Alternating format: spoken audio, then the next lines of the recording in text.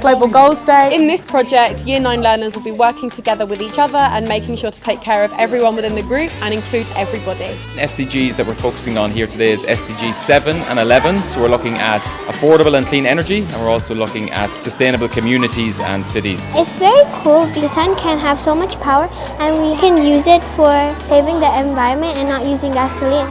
So this links with the SDG of responsible consumption, and we make them here by just cutting up some fabric and then they're ready to be sold for charity. We are making baskets out of repurposed wood. We simply do not have to throw away everything that we use, but we can repurpose it to make it something nicer, smaller, maybe even something affordable.